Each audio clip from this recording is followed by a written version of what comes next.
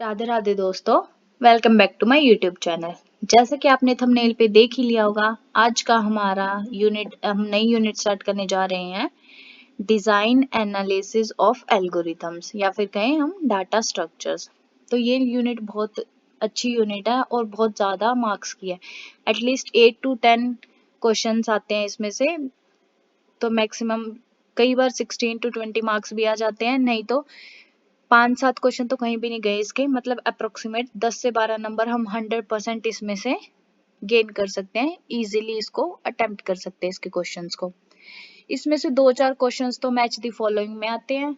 सीधे सीधे कॉम्प्लेक्सिटी और फॉर्मूलाज पे पूछ लेते हैं कि बाइनरी ट्री का क्या है। ट्रीज में से आते हैं, ग्राफ में से आते हैं, ठीक है। और उसके बाद टाइम कॉम्प्लेक्सिटीज आती है इसकी।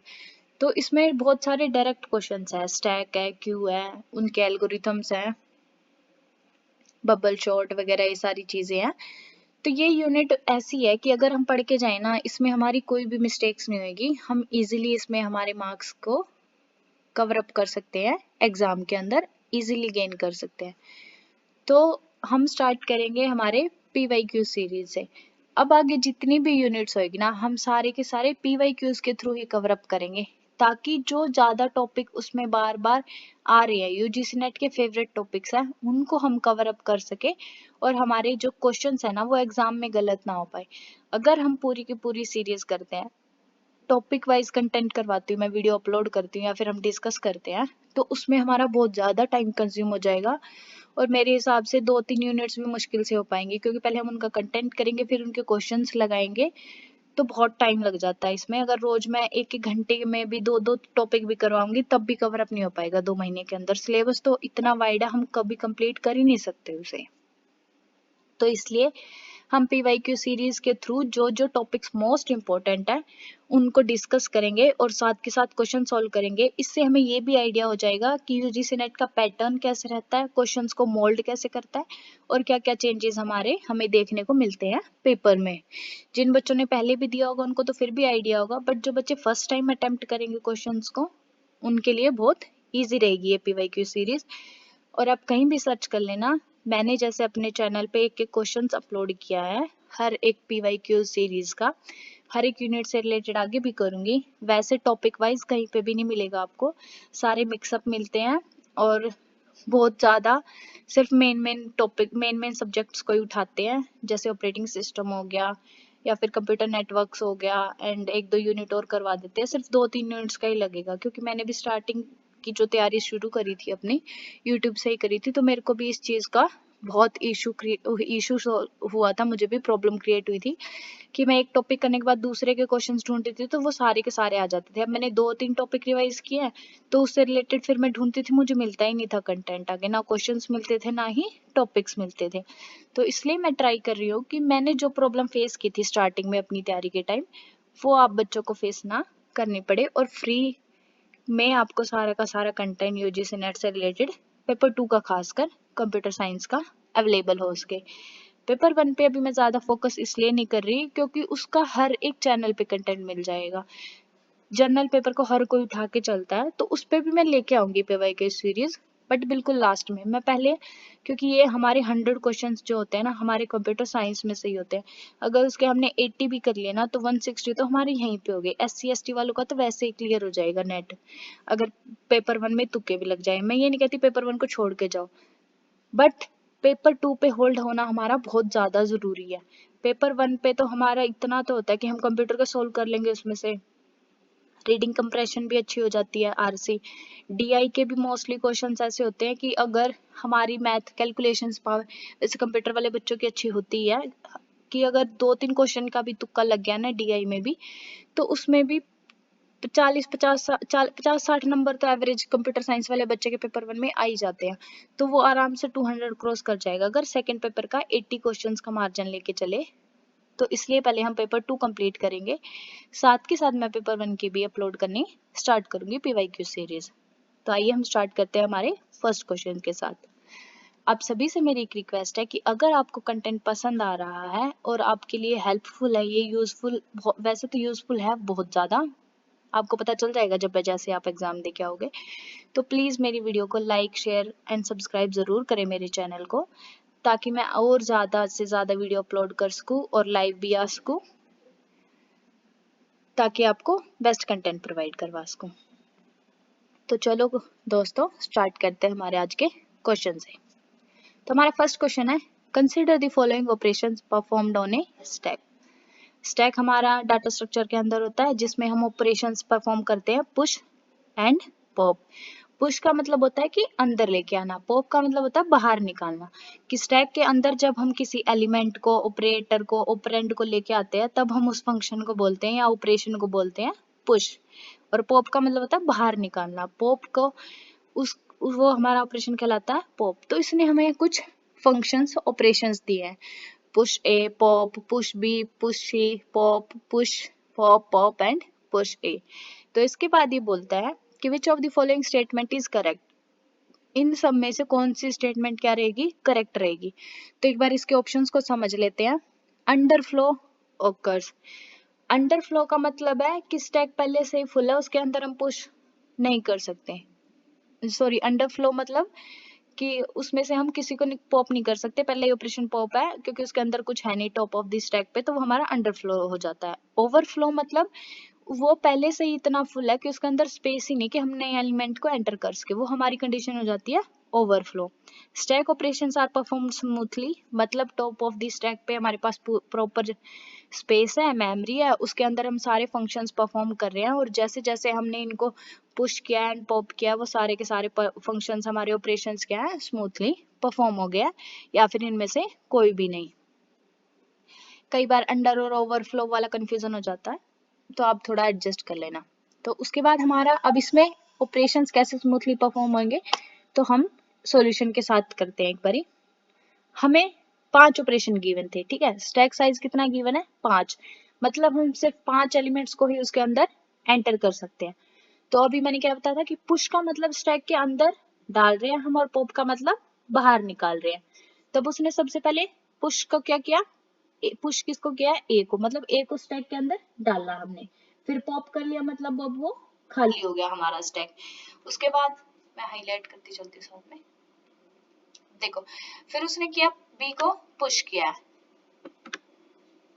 तो इसमें क्या हुआ, अब बी आ गया हमारा स्टैक पे। फिर से पुश किया सी को, तो हमारे कितने एलिमेंट हो गए, 2। अब पॉप कर दिया, तो अब पॉप किसको किया है उसने, हमेशा top of the element, stack के टॉप पे जो एलिमेंट होगा ना उसको हम बाहर निकालते, तो टॉप पे कौन सा था, सी था, तो इसलिए पॉप करते ही सी क्या हो गया, बाहर निकल गया, तो स्टैक में क्या बचा, सिर्फ बी। फिर डी आ गया, फिर से उसने पॉप किया तो डी बचा हमारे पास, फिर से 2 बार पॉप कर दिया तो बी भी क्या आ गया हमारा, बाहर निकल गया। तो लास्ट में उसने क्या किया है, पुश ई। अभी स्टैक में हमारे पास सिर्फ एक एलिमेंट है और वो क्या है, ई।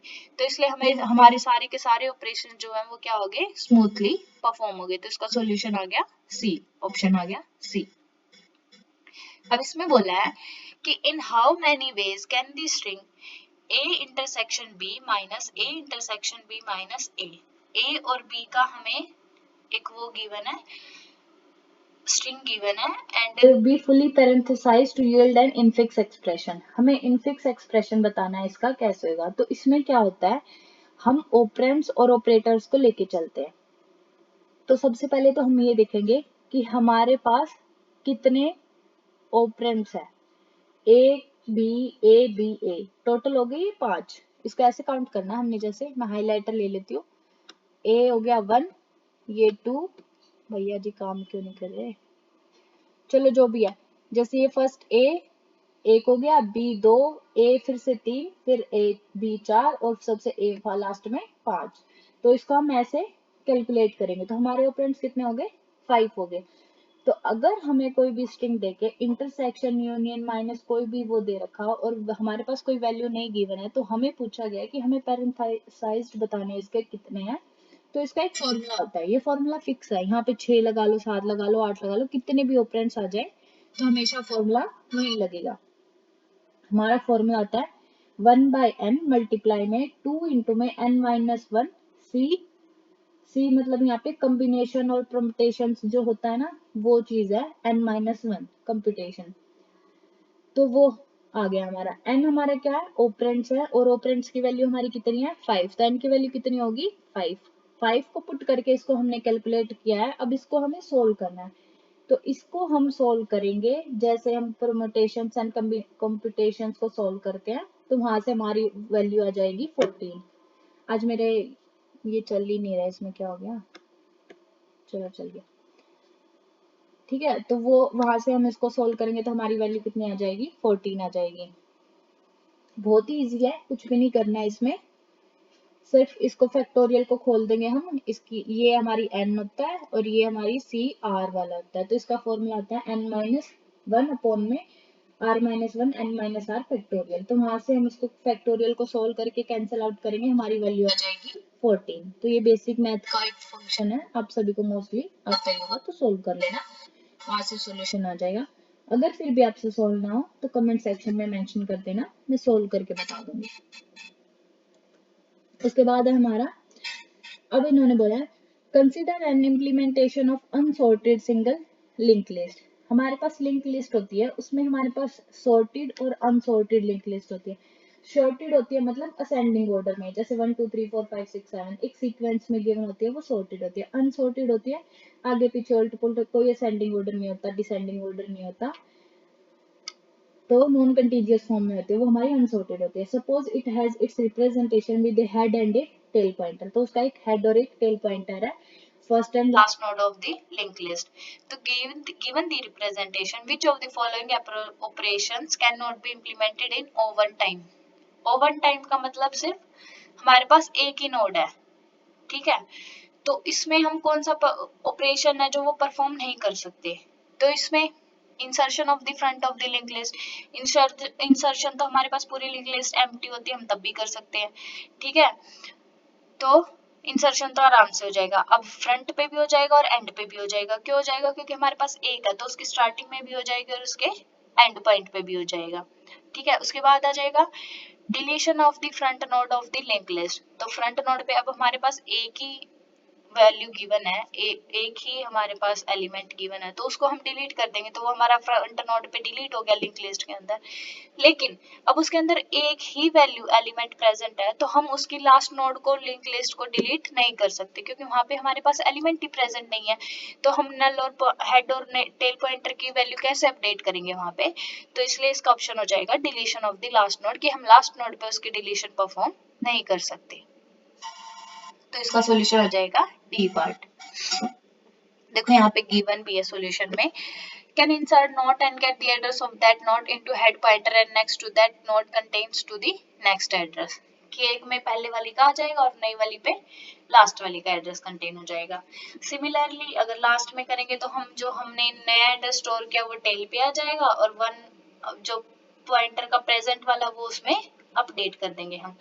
could be deleted easily but pointing head to the next node, all could be done in O1। लेकिन जो हमारा फोर्थ वन है ना, वो नहीं पॉसिबल, क्योंकि अगर हमने वो डिलीट ही कर दी एंड पे, पहली बात तो हमारे पास है ही नहीं, क्योंकि हम उसमें लास्ट नोड में क्या क्या अपडेट करेंगे, but one node b next is change to null, वहां पे नल वैल्यू हो जाएगी हमारी, उसको डिलीट कर दे, हमारे पास कुछ है ही नहीं मूवमेंट के लिए। हम हेड और पॉइंटर को सिंगल लिंक लिस्ट में हम मूव बैक नहीं कर सकते टेल पॉइंटर से, तो इसलिए हाँ सॉरी। वहीं अगर ओ एन हमारी कॉम्प्लेक्सिटी होती है, हमारे पास एलिमेंट्स वन से मोर देन होते 2 3 4 5, तब हमें लास्ट पॉइंट को क्या कर सकते थे, लास्ट नोड को डिलीट कर सकते थे।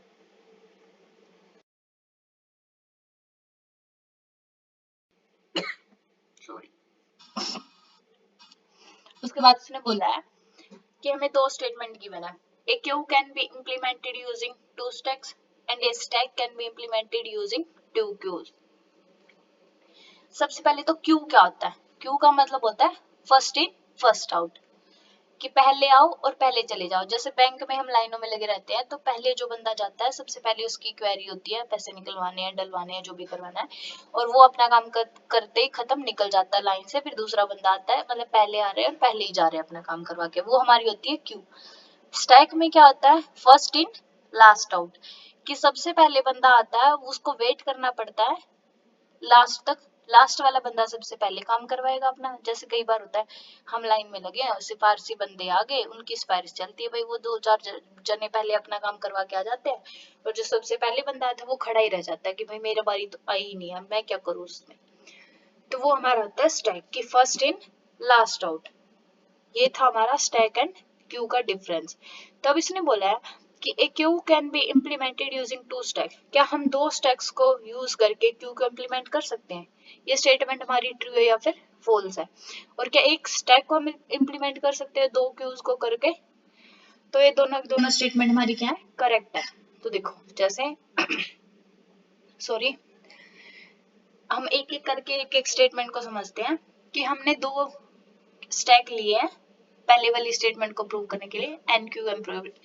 We simply push in S1 for dequeue operation. We have 2 cases. हमने डी क्यू कर दिया, enqueue dequeue, 2 queues को अगर एक सर्कुलर में कर दिया फिर कंबाइन कर दे तो हमारा डी क्यू बन जाता है वो। तो जैसे ही हम S1 में पुश करते रहेंगे, ठीक है, हमारे पास 2, S2 हमारा एम्प्टी नहीं रहेगा, हम we simply pop that from this stack. पहले वाले से हम सेकंड कंडीशन में क्या करते रहेंगे? पॉप करते रहेंगे। और S2 एम्प्टी है तो उसमें हमारा क्या रहेगा कि हमने पॉप एलिमेंट्स को सारों को S1 से S2 के अंदर क्या कर दिया? पुश कर दिया। तो सारे एलिमेंट्स को पुश करने के बाद हमारा टॉप मोस्ट एलिमेंट पे कैसे आएंगे? जो सबसे पहले आया था वो सबसे पहले वही क्या हो जाएगा? बाहर निकल जाएगा। मतलब क्यू में हम क्या कर रहे थे? First in first out. तो एक बार तो हमने सबको पहले पुश कर दिया, किसके अंदर? फर्स्ट स्टैक के अंदर। जब वो अगर मान लो एम्प्टी नहीं है तो उसमें सारे हो गए 1 2 3 4, ऐसे टॉप ऑफ द स्टैक पे हमारा 4 हो गया। फिर हमने उन्हीं को पॉप कर दिया सारे एलिमेंट्स को S2 के अंदर। अब वो कैसे हो जाएंगे? 4 3 2 1। तो अब उसमें से अगर फिर से पॉप करेंगे तो हमारे कैसे निकलेंगे? 1 2 3 4, मतलब फर्स्ट इन फर्स्ट आउट। तो ऐसे हमारा परफॉर्म हो गया क्यू वाला ऑपरेशन। वहीं अगर हम स्टैक की बात करें तो हमने अब इसमें क्या लिया? हमने 2 क्यू ले लिए, Q1 एंड Q2।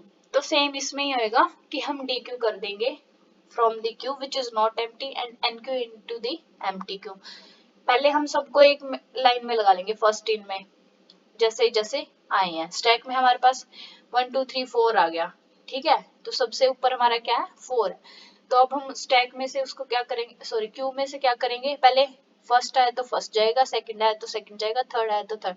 तो जैसे वो आए हैं वैसे ही चले जाएंगे। तो अब उसके बाद उसको निकालेंगे तो कैसे आएगा? 4 3 2 1। स्टैक में हमारे कैसे होता है? First in last out. तो ये वाला भी वैसे ही परफॉर्म हो जाएगा। तो इसलिए हमारी दोनों स्टेटमेंट्स क्या है? ट्रू है। अब आ गया हमारे पास प्रीफिक्स एक्सप्रेशन। तो इसमें हमारे पास तीन एक्सप्रेशंस होते हैं, इनफिक्स, प्रीफिक्स एंड पोस्टफिक्स। ये बहुत बार क्वेश्चन पूछा जाता है, हर बार आता है। तो प्री का मतलब पहले, पोस्ट का मतलब बाद में, इन का मतलब बिटवीन। इनके नाम से ही पता चल रहा है हमें इन्हें कैसे सॉल्व करना है। हमारे पास एक इक्वेशन में या फिर स्ट्रिंग में हमें गिवन होती है 2 चीजें। एक हमारे होते हैं ऑपरेटर्स और एक हमारे होते हैं ऑपरेंड्स। ऑपरेंड्स हमारे होते हैं जैसे वेरिएबल हो गए ABCD, या फिर मतलब अल्फाबेट्स हो गए। उसके बाद कांस्टेंट वैल्यू होती है 1 2 3 4 5 कुछ भी हो सकती है, ठीक है। और वही अगर हमारे ऑपरेटर्स होते हैं प्लस माइनस डिवीजन एक्सपोनेंशियल, तो ये सारी चीजें हमारी किस में आ जाती हैं? ऑपरेटर्स में आ जाती है, ठीक है।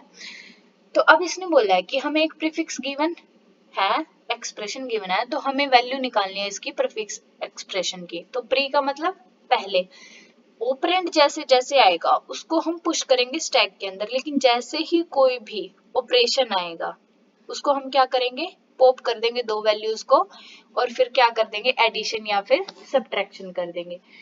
तो इसमें ना 2 ट्रिक है, याद रखना आप सभी, कि अगर प्रीफिक्स हमारे पास गिवन होगा तो हम स्टैक में ऊपर वाले में से नीचे वाले को माइनस करेंगे या फिर एडिशन करेंगे। मतलब पहले ऊपर वाली वैल्यू उठाएंगे टॉप ऑफ द स्टैक, फिर प्लस माइनस करके नीचे वैल्यू लिखेंगे। वैसे हम करेंगे प्रीफिक्स में। वहीं अगर पोस्टफिक्स आ जाए कि पोस्टफिक्स का एक्सप्रेशन गिवन है, तो पहले नीचे वाले को उठाएंगे हम जो हमें गिवन है, उसके बाद माइनस करेंगे ऊपर वाला। ये चीज याद रखना, बहुत जरूरी होती है, ट्रिक है एक, और ये हर क्वेश्चन में काम आएगी। तो चलो अब हम इसको सॉल्व करते हैं, इसका सॉल्यूशन। सबसे पहले हमारे पास गिवन था 3, ठीक है। ये हम हमेशा राइट साइड से स्टार्ट करते हैं। ओके, कोई भी एक्सप्रेशन गिवन होगा तो हम स्टार्ट करेंगे राइट साइड से। तो इसमें हमने 3 को क्या किया, पुश किया, 3 को फिर से पुश किया, 3 को फिर से पुश किया। अब जैसे ही हमारे पास प्लस आया, मतलब हमारा ऑपरेटर आया, तो हम क्या करेंगे, अब पॉप करेंगे दो वैल्यूज को। तो किन के बीच में आ गया, 3 प्लस 3 के बीच में। जो ये मैं साथ के साथ ड्रॉ कर देती हूँ इसमें, सॉरी। जो हमने ये तीनों को क्या किया था, पुश कर रहे थे हम अभी तक स्टैक के अंदर। तो जैसे ही प्लस आया तो प्लस आ जाएगा इन दोनों के बीच में, ठीक है। तो जैसे यहाँ पे गिवन भी है, देखो 3 + 3 = 6। तो अब हमारे पास स्टैक में क्या है, 6 एंड 3। अब प्लस के बाद हमारा क्या आ गया, 3, फिर हमने पुश किया है तो 3 हमारा क्या हो गया, पुश हो गया। लेकिन जैसे ही आया पावर, पावर क्या होगी हमारी, ऑपरेशन हो गया, मतलब ऑपरेटर हो गया। तो फिर हम क्या करेंगे, इसको पॉप करेंगे। पॉप कैसे करेंगे, प्रीफिक्स में क्या बोला था मैंने, ऊपर वाला, सबसे पहले ऊपर क्या था 3, फिर इसकी पावर 6, मतलब नीचे वाला। तो 3 की पावर 6 कितनी होती है, 729। तो अब उसके बाद फिर हमारा क्या आ गया, एक्सपोनेंशियल, ये सॉरी एक्सपोनेंशियल पावर 1 की बात होती है ये। उसके बाद क्या आ गया, 3 हमारा ऑपरेंड आ गया। फिर उसके बाद क्या आ गया, प्लस आ गया। अब फिर से हमें क्या करना पड़ेगा, इसको बाहर लेके आएंगे हम और इसके अंदर क्या करेंगे, प्लस का ऑपरेशन परफॉर्म करवा देंगे। तो हमारी वैल्यू आ गई 732। 3 अभी साथ के साथ चल रहा है क्योंकि अभी तक उसका नंबर ही नहीं आया। फिर पे इसके बाद फिर ये वाला 3 आ गया। अब ये वाला 3 हमने यहाँ पे पुश किया और जैसे ही प्लस आया फिर से हमने क्या कर दिया, पॉप कर दिया। तो इसमें इसको ऐड किया, हमारे पास क्या आ गया, 735। अब हमारे पास अब फिर से एक ऑपरेशन आ गया, ऑपरेटर आ गया स्टार का, मतलब मल्टीप्लाई का। तो इसको इससे मल्टीप्लाई करेंगे, हमारी वैल्यू क्या आ गई, 2205।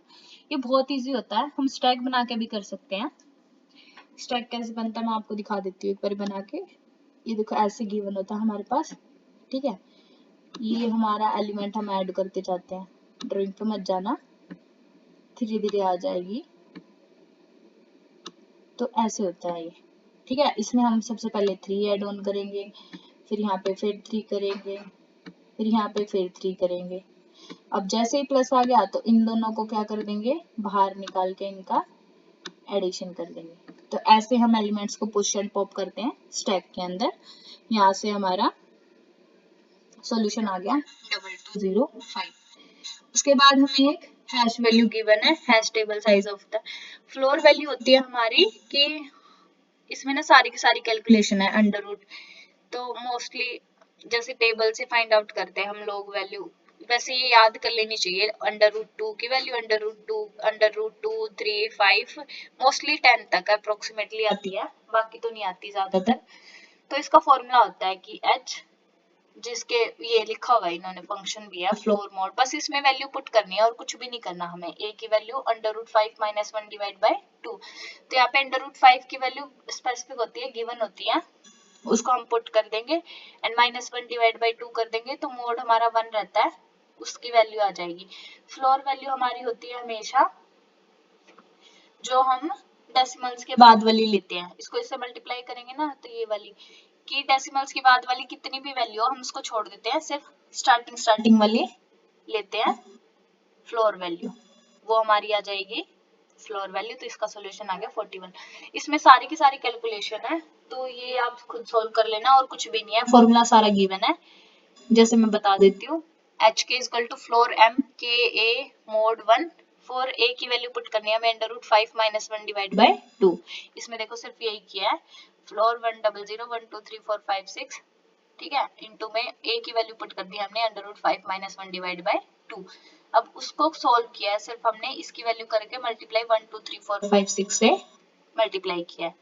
यहाँ पे गिवन थी की वैल्यू 1 2 4 6, इसको लोकेशन से मैप करना था। तो ये सारी अगर हम कैलकुलेशन सॉल्व करेंगे तो हमारा वैल्यू आंसर आ जाएगा 41। वैसे अब ये वाले क्वेश्चंस आते नहीं है, बहुत पुराने हैं, 15-16 में ही आया था, अभी लेटेस्ट में आज तक एक भी क्वेश्चन नहीं आया इसका। बाकी फिर भी ये है कि हमें पता होना चाहिए कि इस टाइप का क्वेश्चन भी आता है। अब देखो फिर से स्टैक का क्वेश्चन आ गया। स्टैक फेवरेट टॉपिक है यूजीसी नेट का। The 7 elements A B C D E F and G are pushed onto a stack in reverse order.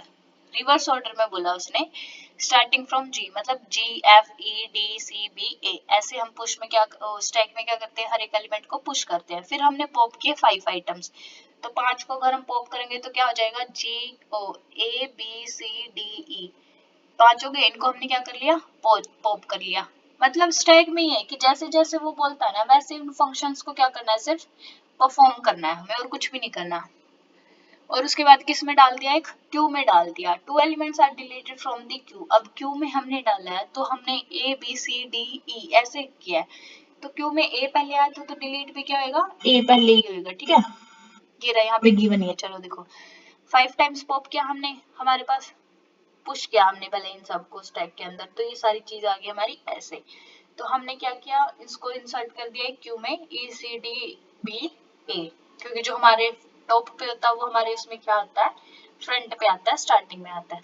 तो हमने डिलीट कर दिया फ्रंट से बी और ए को, तो अब हमने पुश कर दिया फिर से स्टैक में। तो इसने पूछा था कि पॉप आइटम जो हमने किया ना सबसे लास्ट में, वो कौन सा, तो हमारा क्या है, बी। इसमें कुछ भी नहीं करना, जैसे जैसे वो बोल रहे हैं ना करने को, वैसे वैसे फंक्शंस को परफॉर्म करना है। पुश का मतलब स्टैक के अंदर लेके जाना है, पॉप का मतलब बाहर लेके आना है। अगर क्यू बोल दिया तो फर्स्ट इन फर्स्ट आउट, जो पहले आया हम पहले उसी को डिलीट करेंगे, बस ये अगर हमने याद रख लिए क्यू और स्टैक के अंदर, तो हमें इन क्वेश्चंस में कोई भी दिक्कत नहीं आती, इजीली हम इनको क्या कर देते हैं, सॉल्व कर लेते हैं। इसमें बोला है if h is chosen from a universal collection of hash functions and is used to hash n keys into a table of size n where n less than equal to n, the expected number of collisions involving a particular key x is less than 1। ये formula है, आगे हम की points में पढ़ेंगे, मैंने mention भी कर रखा है। तो ये इसने जो हैश वैल्यू, हैश की n कीज की कोई भी वैल्यू है और उसमें टेबल का साइज m है, तो अगर n less than equal to m होता है तो उसके कोलिजन का जो पार्टिकल की होती है ना, वो x से लेस देन 1 होती है। इसका आंसर आएगा 1। ये क्वेश्चन बहुत अच्छे होते हैं। हमारे पास हैश फंक्शन होता है, ठीक है, इसमें हमारी होती है लीनियर प्रोबिंग, ठीक है। तो इस लीनियर प्रोबिंग होती है, मतलब की मोड दे रखा हमें 7, तो 7 से हमें उस एलिमेंट को डिवाइड करना है। उसके बाद हमारा जितना भी रिमाइंडर बचता है, जैसे 0 1 2 3 4, तो उस रिमाइंडर को हम उसका इंडेक्स मानते हैं, उस वैल्यू का, की वैल्यू का। और इसमें इंडेक्स वैल्यू हमेशा हमें गिवन होगी, जैसे 0 2 6।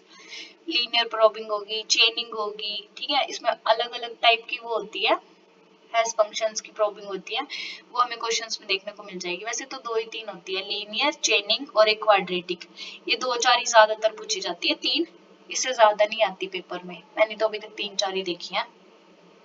तो हम क्वेश्चंस के थ्रू सारी की सारी सॉल्व कर लेंगे। इसमें हमेशा न्यूमेरिकल ही होता है, इनका थ्योरी क्वेश्चन नहीं आता मोस्टली, कभी भी अभी तक तो नहीं आया, बाकी देखते हैं अभी आगे मिल गया तो। अब इसने बोला है कि हमारे पास एक हैश वैल्यू है, एक हैश फंक्शन है, उसके की मोड कितना है, 7 है। मतलब हमें जितनी भी वैल्यूज गिवन है ना, उनको 7 से डिवाइड करना है। जैसे 7 को किससे डिवाइड करेंगे, 7 से डिवाइड करेंगे किसको, 44 को। तो 7 के टेबल में 44 आता है, नहीं आता, 42 आता है। तो इसका रिमाइंडर कितना बचा, 2। तो इसकी इंडेक्स वैल्यू कितनी होगी, 2।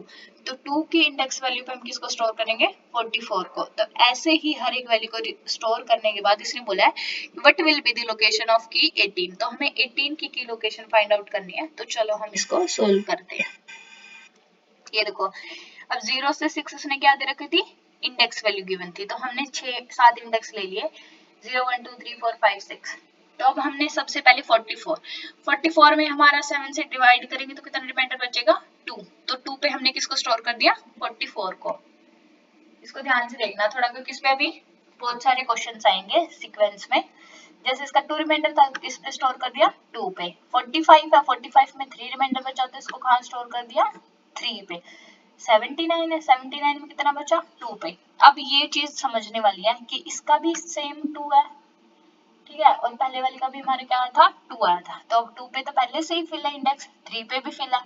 तो अब हम लीनियर का मतलब होता है कि जो इंडेक्स की वैल्यू आई है रिमाइंडर के बाद, अगर वो स्पेस खाली है तो उसमें हम फिल कर देंगे। लेकिन अगर हमें वहां पे स्पेस नहीं मिल रहा है, वहां पे स्टोरेज नहीं मिल रही है, तो हम एम्प्टी इंडेक्स को चेक करेंगे नेक्स्ट बाय नेक्स्ट। जब तक हमें वो नहीं मिलेगा हम कंटिन्यू सर्च जारी रखेंगे कि हमें कोई खाली मिल जाए, और जैसे ही हमें कोई भी इंडेक्स खाली मिलेगा हम उसमें नेक्स्ट वैल्यू को क्या कर देंगे, स्टोर कर देंगे, सेम इंडेक्स वाली जो थी। तो हमने इसको किस पे स्टोर कर दिया, 4 पे कर दिया। तो अब इसका हमारा 55 में हमारा रिमाइंडर है 6, तो हमारा इंडेक्स 6 पे खाली था, तो हमने क्या पुट कर दिया, 55 कर दिया। अब 91 आया हमारा, 91 पे 0 ये पूरा पूरा चला गया, तो हमने किस पे स्टोर कर दिया, 0 पे कर दिया। अब 18 का फाइंड आउट करना था। 18 में हमारे पास कितना रिमाइंडर आया, 4 आया, तो हमने 4 पे तो पहले स्टोर कर रखा, तो 4 के बाद हम किसको फाइंड आउट करेंगे, 5th को, और 5th हमारा क्या था, एम्प्टी था, तो इसलिए हमने किसको ऐड कर दिया, 18 को। और हमें 18 का ही क्या करना था, इंडेक्स वैल्यू बतानी थी, तो कितनी है, 5, और हमारा सॉल्यूशन आ गया 5। तो ऐसे हम सॉल्व करते हैं हैश की फंक्शन के जितने भी आगे न्यूमेरिकल्स आएंगे। अब देखो वो था बिल्कुल 7 की मोड हमारे पास कितना है, 7 है। अब इसने क्या कर दिया, अब इसने हमें दे दिया 7x प्लस 3, मतलब एक इक्वेशन में दे दिया। तो अब हमें इसमें क्या करना पड़ेगा कि x की वैल्यू को ना पुट करके देखना पड़ेगा हमें बार बार, और हमें मोड कितना दे दिया, 4 है। x की वैल्यू 4 पुट करके इसको बार बार क्या करना पड़ेगा, सोल्व करना पड़ेगा। फिर हमें इसका सीक्वेंस फाइंड आउट करना पड़ेगा जहां से हमें हमारी वैल्यू मिल सके। तो देखो स्टेप 1 में हमने सबसे पहले हम किसको इंसर्ट करेंगे, 3 को। 3 कहाँ पे होगा, x की वैल्यू पे, 7x प्लस में कितना था, प्लस में 3, तो 7 मल्टीप्लाई में 3 कितना हो गया, 21, प्लस में 3 इज इक्वल टू मोड कितना, 4। तो पहले हमने इक्वेशन को सोल्व किया, हमारे पास कितनी वैल्यू आ गई, 24। 24 को 4 से डिवाइड करेंगे तो इसका रिमाइंडर कितना है हमारे पास, 0। तो 3 कहाँ पे स्टोर हो गया हमारा, 0 पे। वैसे सेकंड स्टेप में अब हम h1 पे हमें क्या गिवन है, 10। नेक्स्ट वाली वैल्यू क्या है, 10। 10 का इंडेक्स हमें बताना है। ये मैं यहाँ से नहीं उठा रही, कहीं ये सोचो कि जो हमें सॉल्यूशन दे रखे हैं, नहीं, ये गिवन है। ये देखो यहाँ पे ये रहा सीक्वेंस 1 3 8 एंड 10। पहले हम 1 से करेंगे, फिर 3 से करेंगे, फिर 8 से करेंगे, और फिर 10 से करेंगे। ये तो इसमें वैसे स्टेप दिखा रहेगा सॉल्यूशन का करके सीधा कि 3 10 1 8, तो वहां से उनकी पोजीशंस का पता चल जाएगा। तो अगर हमें कोई गिवन इक्वेशन होगी, उस इक्वेशन में पहले हम उन वैल्यूज को पुट करेंगे जो सीक्वेंस हमें गिवन है, फिर उसका हम मोड जो भी हमें गिवन होगा, लाइक 4 7 8 जिसके साथ भी गिवन है, तो उसका एलिमेंट के साथ पहले रिमाइंडर निकाल लेंगे, उसके बाद हम उसका इंडेक्स क्या करेंगे, फाइंड आउट करेंगे कि वो कहाँ पे सूट करेगा। तो फिर हम उसके ऑप्शन से मैच आउट करेंगे, तो ये हमारा आ जाएगा फर्स्ट ऑप्शन 3 10 1 8। इन क्वेश्चंस को सॉल्व करके देख लेना अपने हाथ से कॉपी पेन लेके, क्योंकि ये समझ तो आ जाते हैं हमें, लेकिन करते हुए हम छोटी छोटी मिस्टेक्स करते हैं, जिसकी वजह से हमारे क्वेश्चंस क्या हो जाते हैं, गलत हो जाते हैं, हम प्रैक्टिस ही नहीं करते। अब देखो फिर से देखो, पोस्ट फिक्स वाला आ गया। पहले हमने कौन सा किया था, प्रीफिक्स वाला किया था एक्सप्रेशन। अब हमारे पास कौन सा आ गया, पोस्ट फिक्स वाला आ गया। लेकिन लेकिन लेकिन इसने एक कंडीशन गिवन, मतलब एक कंडीशन दे दी है। इसने क्या दिया, पहले तो हमारे पास एक एक्सप्रेशन है 623 multiply divide by 42 multiply plus 68 multiply and minus the top two elements of the stack after the second star। हमें सेकंड स्टार के बाद फर्स्ट और सेकंड वाला हो गया ना, तो जैसे हम यहाँ तक सोल्व करेंगे ना, बस उसके बाद हमें बताना है कि उसके दो एलिमेंट कौन से हैं। हमें पूरा सोल्व नहीं करना है, इसको पूरी वैल्यू फाइंड आउट नहीं करनी। तो इसलिए ये चीजें क्वेश्चंस को पढ़ते हुए हमें बहुत केयरफुल रहना पड़ेगा। अब हमने सबसे पहले किसको स्टैक के अंदर पुश किया है, 6 को। तो देखो प्री में मैंने बोला था कि हम लास्ट से उठाएंगे, ठीक है। पोस्ट में हम क्या करेंगे, स्टार्टिंग से लेफ्ट साइड से स्टार्ट करेंगे। तो 6 पुश किया, 2 को पुश किया, 3 को पुश किया। जैसे ही हमारे पास स्टार आ गया, मतलब हमें क्या करना है, पॉप करने हैं दो एलिमेंट्स को, 2 एंड 3। 2 एंड 3 को मल्टीप्लाई किया, क्या आ गया हमारा, 6 आ गया। तो ये दोनों निकल गया, नेक्स्ट हमारा क्या आ गया, 6, ठीक है। तो उसके बाद अब हम फिर चल रहे हैं, फिर हमारे पास क्या आ गया, डिवाइड। अब डिवाइड हमारे पास कौन कौन से एलिमेंट थे, 6 और 6, मतलब फिर से हमें क्या करना पड़ेगा, पॉप करना पड़ेगा, ठीक है। तो 6 divide by 6 is equal to 1। हमारे स्टैक में कौन सी वैल्यू बची है, 1 की। ये देखो यहाँ पे फिफ्थ स्टेप में, ठीक है। उसके बाद अब फिर क्या आ गया हमारा, 4, ये यहाँ पे गिवन है 4 4 को हमने क्या किया है, पुश किया है। तो जैसे ही पुश किया है उसके बाद फिर से 2 को पुश किया है, क्योंकि अभी हमारे पास क्या चल रहा है, ऑपरेंड्स चल रहे हैं। जैसे ही ऑपरेटर आएगा हमें क्या करना पड़ता है, पॉप करना पड़ता है। तो अब हम किसको पॉप करेंगे, 4 और 2 को, क्योंकि हमारे पास क्या आ गया, मल्टीप्लाई आ गया, ऑपरेटर आ गया। तो इन दोनों को हमने मल्टीप्लाई क्या किया, 8 आ गया। तो अब उसने बोला था कि सिर्फ टॉप ऑफ द एलिमेंट्स के 2 स्टार्स, मतलब मल्टीप्लाई को सॉल्व करने के बाद हमें आगे सॉल्व ही नहीं करना, हमें एलिमेंट्स बताने कौन कौन से बचे हैं। तो हमारा एलिमेंट कौन कौन सा बचा है, एक तो हमने यहाँ पे इन दोनों को किया था, तो ये क्या हमारा 1, और एक हमारा क्या आया अभी सॉल्व करके 8। तो हमारे एलिमेंट हो गए 8 और 1। तो 8 हमारा सबसे टॉप पे पहले 8 है, उसके बाद नीचे हमारा क्या है, 1 है। तो हमारे top of the 2 elements stack के ऊपर आ गए 8 एंड 1 आफ्टर 2 मल्टीप्लिकेशन। अब नेक्स्ट क्वेश्चन है हमारा कि a has function takes a message of arbitrary length and generates a fixed length code। क्या ये स्टेटमेंट सही है या फिर फॉल्स है। तो उसने बोला कि आर्बिट्रेरी लेंथ, सबसे पहले तो ये है कि ये वर्ड सुनते ही ना हमारे माइंड में ये आ जाता है कि हमने ये वर्ड सुना तो है लेकिन इसका मतलब नहीं पता। आर्बिट्रेरी क्या होता है, आर्बिट्रेरी लेंथ क्या होती है कि सॉरी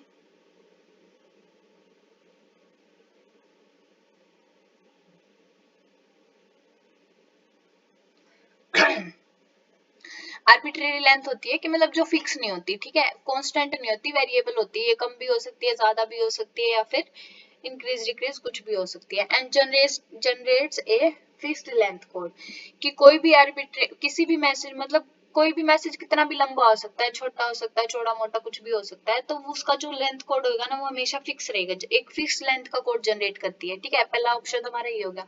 सेकंड वाले में उसने अपोजिट बोला है कि फिक्स लेंथ के मैसेज के लिए ना हम वेरिएबल की लेंथ का कोड जनरेट करते हैं।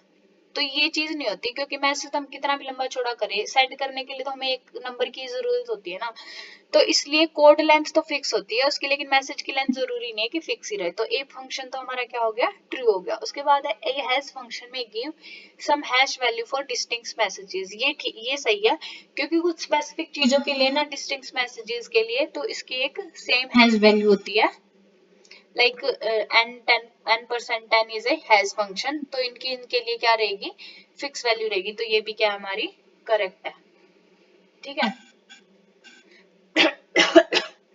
तो हमारी स्टेटमेंट 1 और 3 ट्रू थी एंड बी वाली इनकरेक्ट थी। तो अब देखो 2021 में फिर से यूजीसी नेट भाई साहब को याद आ गया कि मुझे पोस्ट फिक्स एक्सप्रेशन बहुत मनपसंद वाला टॉपिक है मेरा, तो मैं इसको फिर से डाल देता हूँ। अब तक हम सॉल्व कर रहे थे कांस्टेंट वैल्यू में, अब हमें किस में गिवन है, वेरिएबल्स में गिवन है। तो अब इसमें भी हमें वही करना है कि हम वैल्यू जैसे ही ऑपरेंड्स आएगा उसको पुश करते जाएंगे, और जैसे ही ऑपरेटर आएगा उसको हम क्या कर देंगे, पॉप कर देंगे।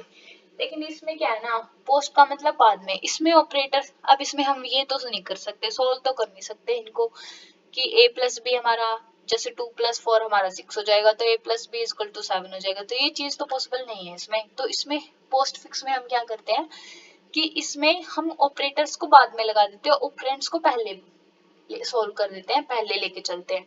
तो जैसे a प्लस आया इसको बाहर लिखेंगे हम, b आया ऑपरेंड, तो अब इन दोनों के बाद में क्या लग जाएगा, हमारा प्लस लग जाएगा। फिर वैसे ही अब एक ब्रैकेट सॉल्व होगी हमारी, फिर सेकंड ब्रैकेट को सॉल्व करेंगे। तो अगर ब्रैकेट गिवन है ना, सबसे पहले अलग अलग ब्रैकेट्स को आपस में सोल्व कर लेना, बहुत इजी हो जाएगा। जैसे देखो इसमें सॉल्यूशंस में बताती हूँ। सबसे पहले हमने इस ब्रैकेट को सोल्व किया, ए बी प्लस आ गया, ये हाईलाइट बोल्ड भी कर रखे हैं बी वाले में। फिर सी स्टार डी माइनस ई, तो पहले इन दोनों एलिमेंट्स को हम सोल्व करेंगे, तो क्या आ जाएगा, सी डी मल्टीप्लाई में, ठीक है। अब इसको भी सोल्व करना है इसके साथ में, तो मल्टीप्लाई तो एस टी था, ई आ गया, पहले हम किसको लिखेंगे, ऑपरेंड को, उसके बाद क्या आएगा हमारा ऑपरेटर, ऑपरेशंस जितने भी होते हैं, तो माइनस ई आ गया। अब हमने इन दोनों ब्रैकेट्स को क्या कर लिया, सोल्व कर लिया। तो अब इसको भी सोल्व करना है हमें, ठीक है। ये हमारा क्या है, ऑपरेटर, और ये हम दोनों के लिए, हमारे लिए क्या हो गए, दोनों अलग अलग ऑपरेंड्स हो गए। तो एक ऑपरेंड को लिखा, फिर दूसरे वाले ऑपरेंड को लिखा सारे को, फिर हमारा जो ऑपरेटर क्या है सबसे लास्ट में क्या आ गया, ऑपरेटर आ गया, तो वो क्या था हमारा मल्टीप्लाई। तो अब हमारी इतनी वैल्यू तो क्या होगी, क्लियर होगी सॉरी, सॉल्व होगी। तो अब हमारे पास आ गया ये वाला नए वाला ऑपरेटर, ठीक है। तो अब ये मल्टीप्लाई में एफ है, तो पहले हमारा आ गया ऑपरेंड, उसके बाद हमारा क्या आ गया ऑपरेटर। अब हमारे पास लास्ट बचा है, तो जी आ गया हमारा ऑपरेंड और लास्ट आ गया हमारा ऑपरेटर। तो ऐसे अगर हम सब पार्ट्स में डिवाइड कर करके इक्वेशन को सॉल्व करेंगे ना, स्ट्रिंग को सॉल्व करेंगे, तो बहुत इजी रहेगा। मैं तो ऐसे सॉल्व करती हूँ कि एक ब्रैकेट को सॉल्व किया, दूसरी को किया, फिर उन दोनों को साथ में सॉल्व करके एक एक ब्रैकेट्स को हम स्टेप बाय स्टेप जाएंगे तो कभी मिस्टेक नहीं आएगी। ऐसे स्टार्टिंग में प्रैक्टिस करने के लिए करते हैं, फिर प्रैक्टिस हो जाती है ना, फिर जरूरत नहीं होती, फिर तो देखते ही आ जाएगा कि हाँ हम एक स्टेप में सारे के सारे सॉल्यूशंस सॉल्व आउट हो जाते हैं, हमारे फाइंड आउट हो जाते हैं। अब आ गया हमारा डबल एंडेड क्यू। अब क्या हो गया कि जैसे हमने पहले क्यू को पढ़ा था फर्स्ट इन फर्स्ट आउट वाला, ठीक है। तो इसमें क्या हो गया डबल एंडेड क्यू मतलब एक सर्कुलर सा बन जाता है, डी क्यू हो जाती है। तो उसमें हमें बोला इसने it supports adding and removing items from both the ends of the Q. The operation इसमें हमारा आ जाता है फ्रंट एंड रियर, ठीक है। कि अगर DQR add front adding item to the front, starting से हम क्या कर रहे हैं आइटम्स को ऐड कर रहे हैं। एड रियर मतलब add item to the rear of the queue, वो एंड होता है उसका रियर को, ठीक है। Remove front removing item from the front of the queue and remove rear removing from the rear of the queue. You are given only stacks to implement this data structure. You can implement only push and pop operations. What's the time complexity of performing add front and add rear, assuming m is the size of the stack and n is the number of elements. तो जब भी कहीं पे भी कुछ भी given ना हो ना कि इतने ऑपरेशन है 5-7 है या फिर m और n वेरिएबल्स में गिवन हो, तो सीधा सा हिसाब है, फ्रंट से हम कुछ भी इंसर्ट करते हैं ना तो सिर्फ एक ही वैल्यू कर सकते हैं, ठीक है। और एंड से हम कितनी भी डाल सकते हैं, क्योंकि कोई लिंक लिस्ट होती है, अगर वो स्टार्टिंग में एम्प्टी है तो उसमें स्टार्टिंग पे तो सिर्फ एक ही एलिमेंट आएगा ना। स्टैक पे हम कितने भी एलिमेंट डाल सकते हैं, लेकिन टॉप पे हमेशा 1 ही रहेगा। मैं अपना याद करने का जुगाड़ बता रही हूँ आप लोगों को, ट्रिक है एक तरह से, कि अगर ऐसे कोई भी घुमाने फिराने वाला या क्वेश्चन आ जाए तुम्हें समझ में ना आए, एम एन वेरिएबल करके ऐसा कुछ भी रहे, तो फ्रंट पे हमेशा सिर्फ एक ही एलिमेंट आ सकता है। स्टैक को लगा के देख लो, स्टैक के टॉप पे सिर्फ एक ही एलिमेंट रहेगा, 2-3 को हम ऐड ऑन नहीं कर सकते, वो नीचे चले जाएंगे, ठीक है। तो ओ की कॉम्प्लेक्सिटी 1 एंड ओ की कॉम्प्लेक्सिटी एन हमारी रियर के लिए रहेगी, तो इसका ऑप्शन आ जाएगा 2, ठीक है। अब इसके क्वेश्चन के हिसाब से भी समझा देती हूँ कैसे। फ्रंट पे है, ठीक है, हमने फ्रंट पे आइटम को क्या कर दिया ऐड कर दिया क्यू के अंदर, और एक हमने कर दिया लास्ट में। अब हम फ्रंट से रिमूव करेंगे, removing item from the front of the queue and removing item from the rear of the queue. तो हमने दोनों के दोनों ऑपरेशंस परफॉर्म किए, push to insert the data and pop to delete an element. It spots मतलब इससे क्या हुआ लास्ट इन फर्स्ट आउट, जो पहले गया लास्ट में आया था वो पहले क्या हो गया बाहर निकल गया, या फिर फर्स्ट इन फर्स्ट आउट, ठीक है।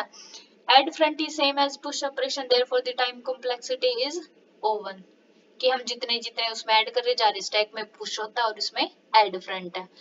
To perform add rear operation we need 2 operations. अब रियर के लिए हमें 2 ऑपरेशन क्यों करने, पहले पुश कर रहे हैं फिर उसको पॉप कर रहे हैं, मतलब पहले हम उसके अंदर डाल रहे हैं फिर ही निकाल रहे हैं। हमने जैसे 2 स्टैक यूज किए थे क्यू के लिए, लास्ट एक क्वेश्चन हमने किया था, स्टेटमेंट्स गिवन थी 2 वाली, तो यहाँ पे वो वाला मेथड है, वो वाली फंक्शंस इसने डिफाइन किए हैं, उस हिसाब से बोला कि 2 मेथड्स या फिर 2 ऑपरेशंस हमें यूज करने पड़ेंगे, इसलिए इसकी कॉम्प्लेक्सिटी कितनी रहेगी ओ एन रहेगी। तो ये हमारा क्वेश्चन का सोल्यूशन हो गया फिर O1 एंड ON कॉम्प्लेक्सिटी। अब देखो फिर इसे आ गया हमारा हैश फंक्शन वाला, बहुत इंटरेस्टिंग है ये, फिर इसमें भी लीनियर प्रोबिंग है। मेरे को लग रहा है ये क्वेश्चन रिपीट हुआ है भाई, देख लो जो बच्चे ऐसे बोलते हैं ना कि मैम हमारे क्वेश्चंस रिपीट नहीं होते, देखो सेम वैल्यू है सेम क्वेश्चन है, 18 की लोकेशन पूछी थी तो 5 अभी अभी हम सॉल्व करके आए हैं, ये 19 को क्वेश्चन 21 में रिपीट हुआ है, 1-2 साल पहले का ही है बिल्कुल। तो इसलिए PYQs करके जाने बहुत जरूरी होते हैं हमारे। अब ये वाला आ गया हमारा इनफेक्स में, ठीक है। अब हमें इसको सॉल्व करना है, तो भाई चलो मैं करवा ही देती हूँ। अब देखो इसमें देखना, इसमें हम ब्रैकेट के साथ कैसे सॉल्व करते हैं इसको।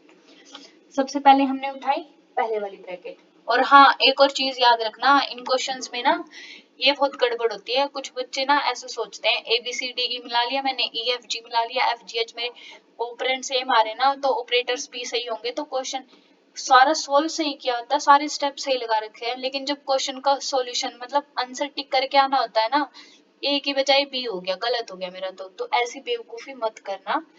सबसे ज्यादा जो दिक्कत इन क्वेश्चंस के अंदर होती है ऑपरेशंस में होती है, मतलब प्लस माइनस मल्टीप्लाई डिवाइड वाले साइन को बहुत ध्यान से देख के अपना क्वेश्चन चूज करके आना, टिक करके आना, क्योंकि मिस्टेक्स उन्हीं में होती है कि हमने स्टार को नहीं देखा, एक पहले लगा हुआ था, दो साथ में लगे हुए थे, एक पीछे था, एक प्लस आगे था। तो ये चीजें मत करना, थोड़ा ध्यान रखना इस चीज का। सॉरी। तो अब देखो, हमें पहले सबसे छोटी ब्रैकेट गिवन है, ठीक है, हम इन दोनों को सॉल्व कर लेते हैं। डी ई प्लस आ गया बाद में, और जी एच प्लस बाद में आ गया, जैसे यहाँ से सॉरी, डी ई पहले हमने ये वाला सॉल्व किया, ये और ये वाला किया, ठीक है, यहाँ से ये दोनों सॉल्व हो गए। अब इसके साथ साथ हमने इसको भी ले लिया, ठीक है। अब ये वाली ब्रैकेट भी सॉल्व होगी इसके साथ, और इसके साथ ये वाली ब्रैकेट सॉल्व होगी। ऑपरेटर एक साथ होते जा रहे हैं, ऑपरेंड्स क्या होते जा रहे हैं, पीछे ऐड ऑन होते जा रहे हैं। अब बी है, बी इधर हो गया प्लस, इसके बाद अब देखो प्लस मल्टीप्लाई प्लस, अब ये वाला सॉल्व करेंगे फिर से क्या आ जाएगा, मल्टीप्लाई इधर आ जाएगा। अब ये बड़ी इक्वेशन सबसे छोटी थी, simple bracket, curly bracket and square bracket, तो तीन ब्रैकेट थी।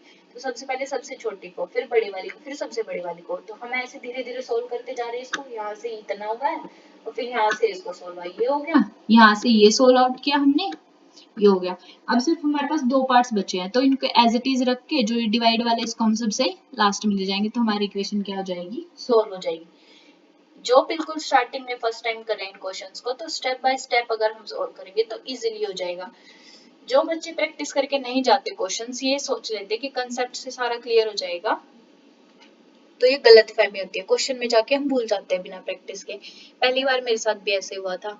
मैंने जब फर्स्ट टाइम यूजीसी नेट का पेपर दिया था ना, मैं भी ऐसे पढ़ पढ़ के चली गई। तो जैसे मैंने अभी ये एक क्वेश्चन दिखा रखा है ना, बस इसको मैंने सोल्व कर लिया, तो मेरे को ओवर कॉन्फिडेंस आ गया था कि वाह बेटा, मैं तो अब पूरा सोल्व करके आऊंगी, मेरा तो क्वेश्चन गलत हो ही नहीं सकता। तो ये सारी बेवकूफियां आप लोग मत करना, बहुत छोटी छोटी मिस्टेक्स होती है, इन्हीं से हमारे क्वेश्चंस गलत हो जाते हैं। हम अगर बेसिक कंसेप्ट से किसी भी चीज को सोल्व करेंगे ना, तो टिप्स एंड ट्रिक्स कितने भी लगा लो, हमारा क्वेश्चन कभी गलत नहीं होगा। तो इसलिए बेसिक चीजों से ही हमें हमेशा हमारे न्यूमेरिकल्स को खासकर सोल्व करना चाहिए, स्टेप बाय स्टेप, कभी गलत नहीं होंगी हमारी चीजें। अब देखो 22 में फिर से आ गया हैश टेबल वाला क्वेश्चन। अब ये आप लोग खुद सॉल्व करना। इसमें के जो वैल्यू की मोड है ना 11 है, की वैल्यू सीक्वेंस गिवन है, और हमें क्या फाइंड करना है, लास्ट रिकॉर्ड कितने इंडेक्स पे वो होगा, इंसर्ट होगा, हमें सिर्फ ये बताना है। इसमें किसी स्पेसिफिक की वैल्यू नहीं पूछी है, हमें ये बताना। आंसर भी देख लिया आप लोगों ने, सॉल्यूशन भी आपके सामने है। डिवाइड करके रिमाइंडर से इंडेक्स की वैल्यूज फाइंड आउट करनी है, तो हमारा सॉल्यूशन आ जाएगा। अब ये वाला भी वैसे तो आपको ही सॉल्व करना चाहिए, बट फिर भी चलो मैं करवा देती हूँ, ठीक है। अब इसमें प्रीफिक्स नोटेशन वाली एक और स्टेटमेंट आ गई, तो इसको आप खुद सॉल्व करके देखना ये सही है या फिर गलत है। मैं डायरेक्ट सॉल्यूशन बता देती हूँ कि इसने बोला prefix expression is the reverse of the postfix expression. पहले तो मैं देख लेते इसमें सही है गलत है, अप्रोप्रिएट ही बताना, मतलब सही या फिर गलत। तो इसका प्रीफिक्स और पोस्टफिक्स दोनों एक्सप्रेशन निकाल के देख लेना, ये आपका होमवर्क है, खुद से करना, और फिर वैल्यू चेक कर लेना दोनों सेम आ रही है या फिर डिफरेंट आ रही है। फिर हमें order of operands in infix expression and postfix expression are the same.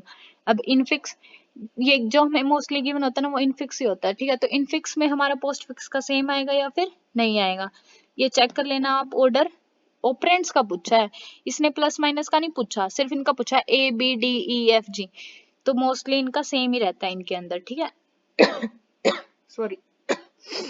The order of operands in infix, अब उसने तीनों में पूछा, तो इन तीनों में भी सेम ही रहता है। प्रीफिक्स मतलब एक्सप्रेशंस के अंदर इनफिक्स, प्रीफिक्स एंड पोस्टफिक्स में जो चेंजेस आते हैं ना सारे के सारे, वो सिर्फ ऑपरेशंस ऑपरेटर्स की वजह से आते हैं, क्योंकि ऑपरेटर्स का ही हमें देखना पड़ता है कि प्रीफिक्स आया तो पहले प्लस माइनस, मतलब हमें एसोसिएटिविटी भी चेक करनी होती है, लेफ्ट एंड राइट डायरेक्शंस भी चेंज करनी होती है, तो सारी चीजें किस पे होती है, ऑपरेटर्स पे डिपेंड करती है। हम पॉप भी तभी करते हैं जब हमारे ऑपरेटर्स आते हैं स्टैक के अंदर। तो ऑर्डर जो ऑपरेंड्स का होता है ना, वो हमेशा क्या रहता है, सेम रहता है। तो देखो सी एंड डी ओनली ही आएगा, बाकी ये सोल्व करके जरूर देखना, ठीक है, प्रीफिक्स पोस्टफिक्स निकाल के देखना, तुम्हें वैल्यू मिलेगी एक तरह से एक। अब हमारे कुछ लास्ट के क्वेश्चन रहते हैं, तो चलो इनको कंप्लीट ही कर लेते हैं। हमें नीचे दो गिवन दे रखी है, ठीक है। It is possible to create doubly linked list using only one pointer with every node and by storing the XOR of the address of the previous and next nodes। तो ये ना गेट से related कुछ आ गया है, मतलब gets होते हैं हमारे डिजिटल लॉजिक्स में, एंड नॉर जोर एक्स, ये सारी चीजें हो जाती है। तो एक बार सिंपल बता देती हूँ मैं कि एक डबली लिंक लिस्ट भी ऐसी होती है, सर्कुलर जैसी हो जाती है। लिंक लिस्ट को ना डबल कर देते हैं हम, ठीक है, कि only one pointer every node. तो ये बोल रहा है कि क्या डबली लिंक लिस्ट हम क्रिएट कर सकते हैं कि सिर्फ एक पॉइंटर हो हर एक नोड पे, ठीक है। तो बाय कैसे कर सकते हैं, बाय स्टोरिंग द जोर of the addresses of the previous and next nodes. तो ये बिल्कुल सही है और इसकी एक्सप्लेनेशन भी सही है। जोर एड्रेस मतलब हमारा इसमें दो गेट्स को हम कंबाइन कर देते हैं, फिर हमारा जोर गेट बन जाता है, तो उसके अंदर हम स्टोर कर सकते हैं, और उसका एड्रेस सिर्फ एक पॉइंटर में हमें हर एक नोड के साथ स्टोर कर लेंगे, तो हमारी डबली लिंक लिस्ट बन जाएगी। तो ये दोनों के दोनों स्टेटमेंट करेक्ट है और इसकी एक्सप्लेनेशन भी बिल्कुल सही है, ठीक है।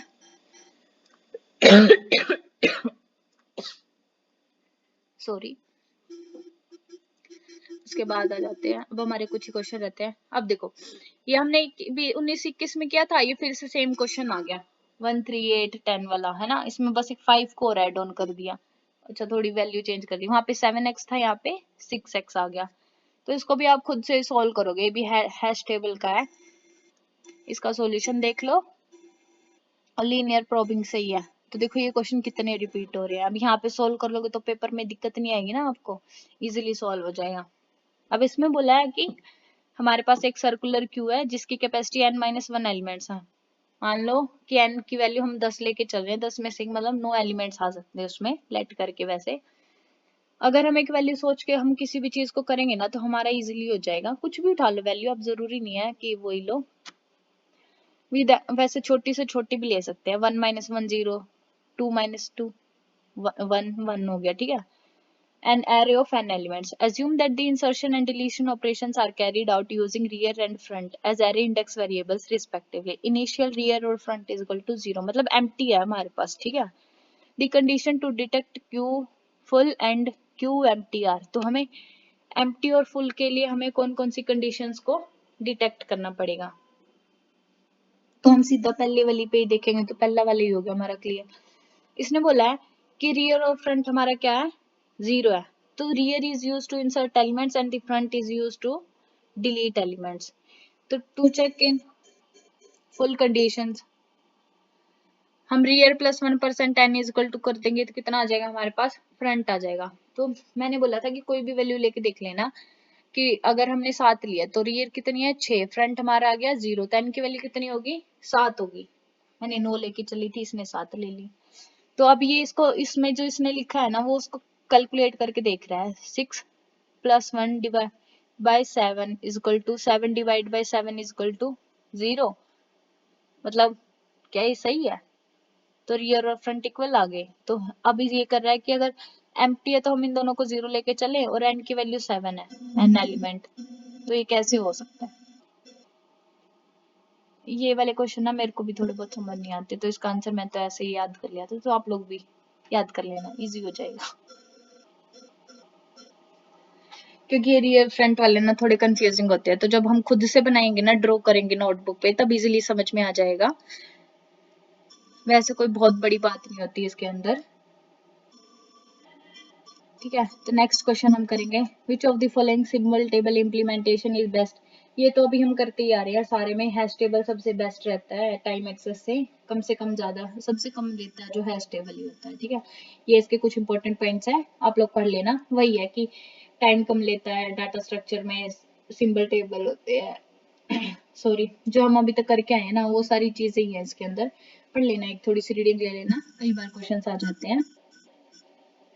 ये देखो, इसमें हैशिंग के टाइप्स इसमें लिखे हुए, लीनियर, क्वाड्रेटिक एंड चेनिंग। इसने बोला है कि which collision resolution technique involves maintain a link list. Link list chaining में होती है, एक के बाद दूसरी।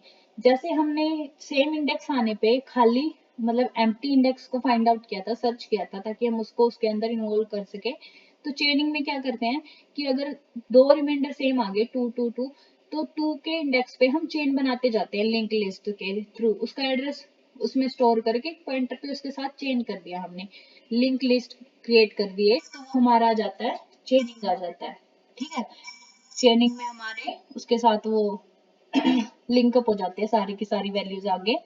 Quadrat similar to linear probing but instead of moving one slot, quadratic में मतलब हम दो क्वाड्रेट, टू का स्केयर, जैसे टू का स्केयर कर देते ना, तो वैसे होती है quadratic function to determine the next position if the slot of the hash index is occupied at position incremented by successive squares।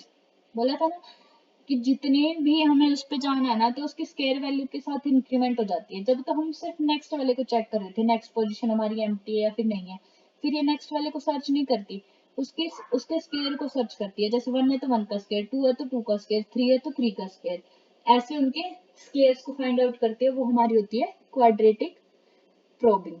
ठीक है, it helps to reduce clustering compare to linear programming. तो clustering को reduce करने में help करती है quadratic. Separate चेनिंग का मतलब है कि जो हमें नेक्स्ट अवेलेबल स्लॉट मिलता है ना उसके अंदर, तो उसकी सेपरेट चेनिंग सॉरी उसी के अंदर इन्वॉल्व हो जाती है, लिंकअप हो जाती है उसके साथ हमारी हैश टेबल के अंदर।